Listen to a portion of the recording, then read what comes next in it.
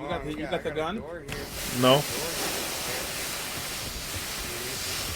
Oh! Yo! Hey! Tokyo pushed me in the fire! Tokyo pushed me in the fire! Tokyo pushed me in the fire! So, hey, grab this extinguisher! Grab this extinguisher! Put me out!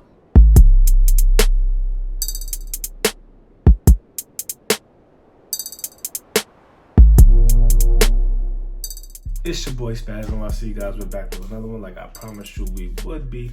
Today we're going to be going over a new game that I've been playing recently. It's like Among Us, but better. We know how much you guys love that. It's called First Class Trouble, guys. It's a Steam game for my PC players out there. The game is pretty simple. 6 players in a lobby. 4 people are innocent. 2 people are the killers, personoids. There are 3 rooms. In the first room, you have to find 3 key cards to get to the next room. In the second room, you have to find 3 key cards to get to the next room. In the third room, everybody just has to, that's the trust room.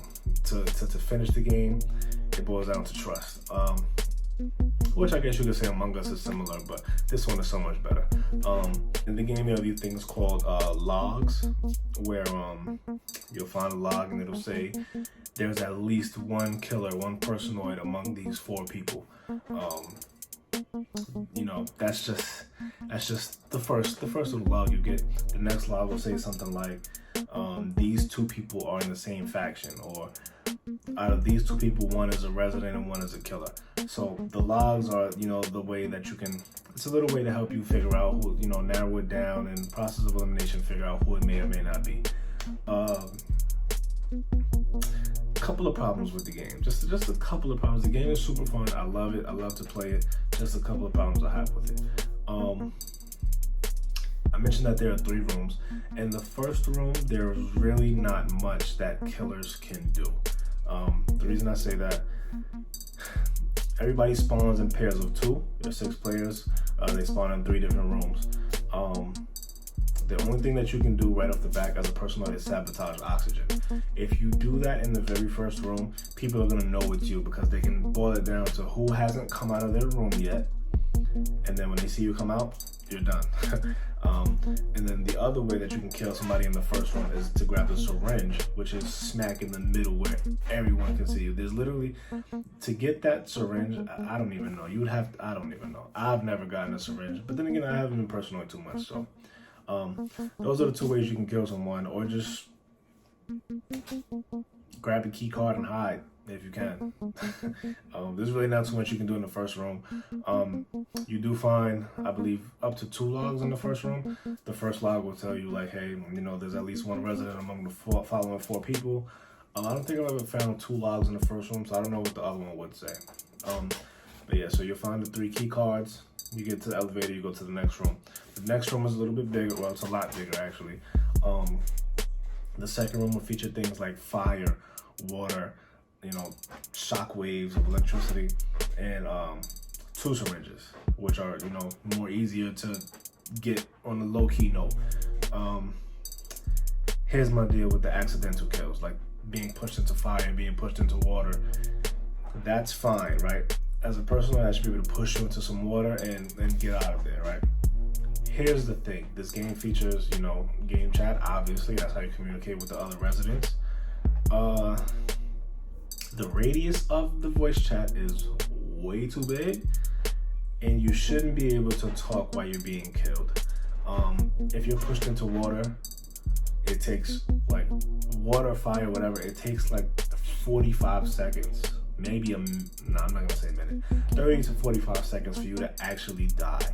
And that entire time while you're dying, you can be screaming, you can be talking, and if the radius is too big, you can be actively drowning, like, hey, so-and-so just pushed me into the water. Or if you're on fire, you can run around for 30 to 45 seconds until you find someone and say, hey, this guy pushed me into the fire, which kind of takes out of the suspense of it. It makes you not want to really take the risk as a personoid of pushing somebody into something. And then the only, like, straight kill way that personoids have is with the syringe, where you stab somebody in the neck with the syringe and they die. But even while you're doing that, if you grab them up and they can speak, and if somebody's around, you're done.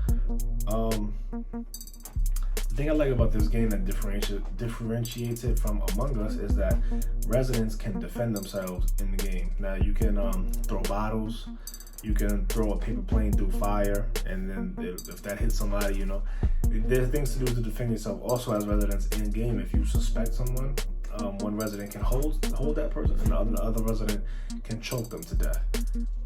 Same deal. While you're being choked, you shouldn't be able to scream. You shouldn't be able to speak. You know what I mean? It takes out of this. It makes you not want to go for certain things that you don't know how far close other people are, if they'll be able to hear it. So while you're being choked, while you're drowning, while you're burning, while you're being electrocuted, you should not be able to speak. And then going back to the radius should be super duper tight. You shouldn't be. If someone's like 2 flights above, well, there's only 1 flight up, but if somebody's a flight above you or a fair distance from you, the radius still reaches. People can still hear you. I think that's something that needs to be worked on. Other than that, the game is super duper fun. They also need private rooms. They need private rooms because, like I said, the lobbies hold 6 people. There was a time where I was in a game with 5 people who were together, and I was by myself, and they were just like, hey, let's kill the random just because he's a random.